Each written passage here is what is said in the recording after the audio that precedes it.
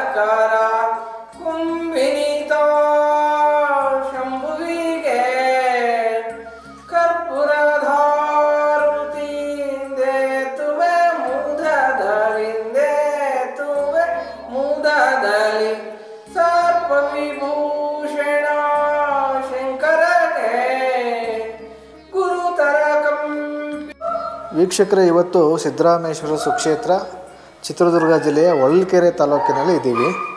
ಇಲ್ಲಿನ ವಿಶೇಷದ ಬಗ್ಗೆ, ದೇವಸ್ಥಾನದೇನು ವಿಶೇಷ ಇದೆ ಅದ್ರ ಬಗ್ಗೆ ಇಲ್ಲಿನ ಹೊಳಲ್ಕೆರೆಯ ಗ್ರಾಮಸ್ಥರಾದ ಸರ್, ನಿಮ್ಮ ಹೆಸರು?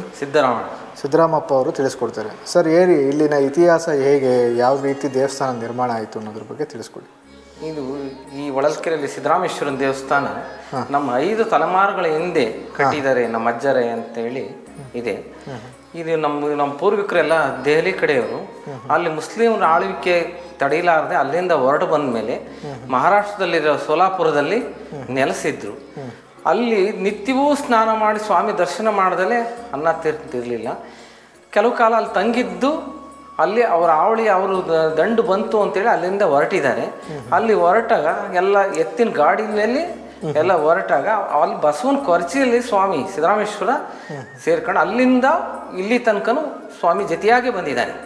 ಅವ್ರ ಗಾಡೀಲಿ ಬರಬೇಕಾದ್ರೆ ಜಾಗಟೆ ಶಬ್ದ ಆದಂಗೆ ಆಗ್ತಿತ್ತು. ಅವ್ರಿಗೆ ಗೊತ್ತಾಗಿದ್ದು ಏನು ಶಬ್ದ ಆಗ್ತಿದೆ, ಇದು ಏನು ಅಂತ ಅವರಲ್ಲೂ ಇದಿಲ್ಲ. ನಿತ್ಯವೂ ಸ್ನಾನ ಮಾಡಿ ತ್ರಿಕಾಲ್ ಪೂಜೆ ಮಾಡ್ಕೊಂಡೆ ಅನ್ನ ಸೇವನೆ ಮಾಡ್ತಾ ಇದ್ದಾರೆ. ಅಲ್ಲಿಂದ ಹೊರಟವರು ಈ ವಿಜಯನಗರ ಸಾಮ್ರಾಜ್ಯ ಪತನವಾಗಿದೆ, ಅಲ್ಲಿ ಹೊಸಪೇಟೆ ಕಡೆ ತಂಗಿದ್ದಾರೆ, ಅಲ್ಲೂ ಇರೋಕ್ಕಾಗಿಲ್ಲ. ಬೀಜಿಕೆರೆ ಕಾವಲಲ್ಲಿ ತಂಗಿದ್ದಾರೆ, ಅಲ್ಲೂ ಇಲ್ಲ. ಗಡೆ ವಸ್ತುರ್ಗದಲ್ಲಿ ತಂಗಿ ಕೊನೆಗೆ ಹೊಳಲ್ಕೆರೆಗೆ ಬಂದಿದ್ದಾರೆ. ಹೊಳಲ್ಕೆರೆಯಲ್ಲಿ ಬಂದಾಗ ಇವರಿಗೆ ಆ ಜಾಗಟೆ ಶಬ್ದ ನಿಂತಿದೆ, ಇದು ನಮಗೆ ಇರೋ ಸೂಕ್ತವಾದ ಸ್ಥಳ ಅಂತ ಹೇಳಿಬಿಟ್ಟು ಇಲ್ಲಿ ನೆಲೆಸಿದ್ದಾರೆ. ಇದೇ ಊರಿನ ಈ ದೇವಸ್ಥಾನದ ಎಡಭಾಗದಲ್ಲಿ ಇಲ್ಲಿ ಬತೇರಿ ಇದೆ.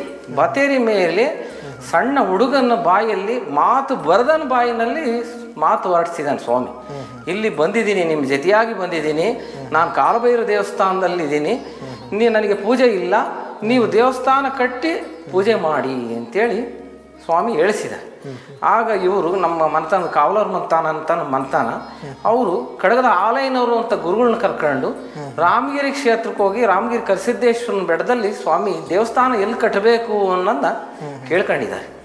ಆ ಗುರು ಶಿಷ್ಯರು ಒಂದಾಗಿ ಸ್ವಾಮಿ ಅಲ್ಲಿ ಅಪ್ಪಣೆ ಕೊಟ್ಟು ಒಂದು ಜೋಳಿಗೆಯಲ್ಲಿ ತುಂಬೆ ಹೂವು ಎತ್ತರಿ, ಆ ತುಂಬೆ ಹೂವನ್ನ ಇಲ್ಲಿಂದ ಒಂದೊಂದಾಗಿ ಉದುರಿಸ್ಕೊಂಡು ಹೋಗ್ರಿ, ಎಲ್ಲಿ ಕೊನೆಯಾಗುತ್ತೋ ಅಲ್ಲಿ ದೇವಸ್ಥಾನ ಕಟ್ಟ್ರಿ ಅಂತೇಳಿ ಅಪ್ಪಣೆ ಆಯ್ತು. ಆಗ ಅಲ್ಲಿಂದ ಬಂದು ಇಲ್ಲಿ ಗರ್ಭಗುಡಿಯನ್ನು ಕಟ್ಟಿದ್ದಾರೆ. ಸ್ವಾಮಿನ ಯಾವಾಗ ಬರ್ತೀಯ ಅಂತ ಕೇಳಿದಾಗ ಕಾರ್ತಿಕ್ ಮಾಸದಲ್ಲಿ ನಾನು ಇಂಥ ದಿವಸ ಇಷ್ಟೇ ಗಂಟೆಗೆ ಬಂದು ದೇವಸ್ಥಾನ, ನೀನು ಬಂದೆ ಅನ್ನೋದಕ್ಕೆ ನಮಗೆ ಸೂಚನೆ ಕೊಡಬೇಕು ಅಂತ ಕೇಳಿದ್ಕೆ ನಾವು ಬಂದಾಗ ಕರ್ಪೂರದಿಂದ ಆರತಿ ಆಗುತ್ತೆ, ಸ್ವಾಮಿ ದೇವಟಿಗೆ ಸಲಾಮ್ ಆಗುತ್ತೆ, ಸ್ವಾಮಿಗೆ ಗಂಟೆ ನಾದ ಆಗುತ್ತೆ, ಆವಾಗ ನಾನು ದೇವಸ್ಥಾನ ಬಂದೆ ಅಂತ ತಿಳ್ಕೊಳ್ರಿ ಅಂತೇಳಿ ಆವಾಗ ಸ್ವಾಮಿ ಬಂದು ಇಲ್ಲಿ ಸೇರ್ಕೊಂಡಿದ್ದೆ. ಆವಾಗ ಇದೇ ಒಂದೇ ಗದ್ದಿಗೆ ಮೇಲೆ ಸ್ವಾಮಿ ಸಿದ್ದರಾಮೇಶ್ವರ ಸ್ವಾಮಿ ಬಲಭಾಗದಲ್ಲಿ, ಎಡಭಾಗದಲ್ಲಿ ಸಿದ್ದರಾಮೇಶ್ವರನ ಗುರು ಚನ್ನಬಸವಣ್ಣನವರು ಎಡಭಾಗದಲ್ಲಿ, ಮಧ್ಯಭಾಗದಲ್ಲಿ ಇಬ್ಬರು ಗುರು ಹಲಮಾಪ್ರಭುಗಳು ಮಧ್ಯದಲ್ಲಿ ನೆಲೆಸಿದ್ದಾರೆ ಒಂದೇ ಗದ್ದಿಗೆಯಲ್ಲಿ. ಹೌದು, ಇದೊಂಥರ ವಿಶೇಷ ಅನ್ಬೋದು. ಯಾವುದೇ ಗದ್ದಿಗೆಯಲ್ಲಿ ನಾವು ಈ ರೀತಿ ಕಾಣಿಸಲ್ಲ. ಇಲ್ಲಿ ಒಂದು ಹೊಳಲ್ಕೆರೆಯಲ್ಲಿ ವಿಶೇಷವಾಗಿ 3 ದೇವರುಗಳು ಇದೆ. ಗುರುವಿನ ಗುರು, ಗುರುತರ ಗುರು ಅಂತೇಳಿ ಮೂವರು ಒಂದೇ ಗದ್ದಿಗೆ ಮೇಲೆ ನೆಲೆಸಿದ್ದಾರೆ. ಒಂದು ವಿಶೇಷವಾದ ದೇವಸ್ಥಾನ ಅಂತಾನೆ ಹೇಳ್ಬೋದು. ಹೌದೌದು. ಮತ್ತೆ ಇಲ್ಲಿ ಯಾವ ರೀತಿ ವಿಶೇಷ ಪೂಜಾ ಕಾರ್ಯಗಳು? ಇಲ್ಲಿ ಪ್ರತಿನಿತ್ಯವೂ ಸೂರ್ಯೋದಯಕ್ಕಿಂತ ಮುಂಚೆನೆ ಪೂಜೆ ಆಗುತ್ತೆ, ಮಧ್ಯಾಹ್ನ 12 ಗಂಟೆಗೆ ಪೂಜೆ ಆಗುತ್ತೆ, ಸಂಜೆ 6 ಗಂಟೆಗೆ ತ್ರಿಕಾಲ್ ಪೂಜೆ ನಡೆಯುತ್ತೆ. ತ್ರಿಕಾಲ್ ಪೂಜೆ ನಡೀತಕ್ಕಂಥ ಈ ಹೊಳಲ್ಕೆರೆಗೆ ಇದೇ ಒಂದೇ ದೇವಸ್ಥಾನದಲ್ಲಿ ತ್ರಿಕಾಲ್ ಪೂಜೆ ಆಗೋದು. ಆಮೇಲೆ ವಿಶೇಷ ಕಾರ್ಯಕ್ರಮಗಳು ಏನೇನು ನಡೆಯುತ್ತೆ? ಶ್ರಾವಣ ಮಾಸದಲ್ಲಿ ಪ್ರತಿನಿತ್ಯವೂ ಅಭಿಷೇಕದ ಪೂಜೆ ಆಗುತ್ತೆ, ತಿಂಗಳ ನಂತರಕ್ಕೆ ರುದ್ರಾಭಿಷೇಕ ಪೂಜೆ ಆಗುತ್ತೆ, ದಾಸೋಹ ಆಗುತ್ತೆ. ಮಹಾಶಿವರಾತ್ರಿಯಲ್ಲಿ ರಾತ್ರಿ ಜಾಗರಣೆ, ರುದ್ರಾಭಿಷೇಕ ಬೆಳಿಗ್ಗೆ. ಆಮೇಲೆ ಸ್ವಾಮಿ ದುಗ್ಗುಳ ಮಹೋತ್ಸವ ನಡೆಯುತ್ತೆ, ವೀರಭದ್ರ ದೇವರನ್ನು ಕರ್ಕೊಂಡು ದುಗ್ಗುಳ ಮಹೋತ್ಸವ ನಡೆಯುತ್ತೆ, ಬಾಳೆಹಣ್ಣಿನ ರಾಶಿ ಹೊಡೆಯುತ್ತೆ, ಕಾರ್ತಿಕ್ ಮಾಸದ ಪೂಜೆ ನಡೆಯುತ್ತೆ. ಇಷ್ಟೆಲ್ಲ ಇಲ್ಲಿ ವಿಶೇಷ. ಜಾತ್ರಾ ಮಹೋತ್ಸವ ಏನಾದ್ರು ನಡೆಯುವಂತ ಅವಕಾಶ? ಶಿವರಾತ್ರಿಲೇ ಜಾತ್ರಾ ಮಹೋತ್ಸವ. ಹೌದಾ? ಶಿವರಾತ್ರಿ. ಓಕೆ, ಏನಾದ್ರು ಉತ್ಸವ ನಡೆಯುತ್ತೆ ಅಥವಾ ಸ್ವಾಮಿ ಉತ್ಸವ ನಡೆಯುತ್ತೆ? ಸ್ವಾಮಿ ಉತ್ಸವ ಬಿಟ್ಟು ನಡೆಯುತ್ತೆ. ಒಳೆ ಪೂಜೆಗೆ ಹೋಗೋದು ಅದು ನಡೆಯುವಂಥ ಕಾರ್ಯ. ಒಳೆ ಪೂಜೆಗೆ ಹೋಗ್ಬಾರ್ದು ಸ್ವಾಮಿ. ಇಲ್ಲಿ ರಾಶಿ, ಬಾಳೆಹಣ್ಣಿನ ರಾಶಿ ಹೊಡೆಯುತ್ತೆ, ಸ್ವಾಮಿ ದುಗ್ಗುಳ ಮಹೋತ್ಸವ ಆಗುತ್ತೆ, ಊರಲ್ಲಿ ಉತ್ಸವ ಆಗುತ್ತೆ, ಕಡೆ ಕಾರ್ತಿಕದ ಉತ್ಸವ ಆಗುತ್ತೆ. ಸ್ವಾಮಿ ಇವೆಲ್ಲ ನಡೆಯುವಂಥ ಕಾರ್ಯ. ಆದ್ಮೇಲೆ ಇಲ್ಲಿ ಕೂನಿ ಮುಹೂರ್ತ ಮಾಡ್ತಾರೆ. ಇಲ್ಲಿ ಎಲ್ಲ ಮುಗಿದ ಮೇಲೆ ಇದು ಬಿಲ್ಪತ್ರೆ ಮರ ಇದೇ, ಇದು ಸ್ವಾಮಿ ಪುಷ್ಕರಣಿ ಅಂತ. ಇದು ಸಿದ್ದರಾಮೇಶ್ವರ ಇರೋದಕ್ಕೆ ಇದೇ ಕುರುಹು ಅನ್ಸುತ್ತೆ. ಇದೇ ಕಟ್ಟೆ. ಇದು ಬಹಳ ಚೆನ್ನಾಗಿತ್ತು. ಈಗೆಲ್ಲ ಇವ್ರು ಚಂದ್ರಪ್ಪರ್ಕೆ ಕೇಳಿಸಿ ನೋಡ್ರಿ, ಅಲ್ಲಿ ತನಕನೂ ಎಲ್ಲ ಮೆಟ್ಲಿತ್ತು, ಬಹಳ ಚೆನ್ನಾಗಿತ್ತು. ನೋಡ್ರಿ, ಅದೇ ಕಾಲಭೈರವೇಶ್ವರ ಆ ಸ್ವಾಮಿ ದೇವಸ್ಥಾನದಲ್ಲಿ ಬಂದು ಸ್ವಾಮಿ ನೆಲೆಸಿದ್ದ. ನಂತರವಾಗಿ ಇಲ್ಲಿ ದೇವಸ್ಥಾನ ಕಟ್ಟಿದ್ರು.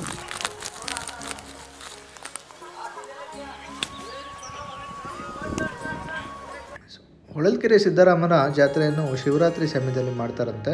ನೀವೊಂದು ಗಮನಿಸ್ಬೋದು. ಈಗ ಒಂದು ಹೂವಿನ ಅಡಪಲಕ್ಕಿಯಲ್ಲಿ ಸ್ವಾಮಿಯನ್ನು ಕೂರಿಸಿ ವಿಶೇಷವಾದ ಒಂದು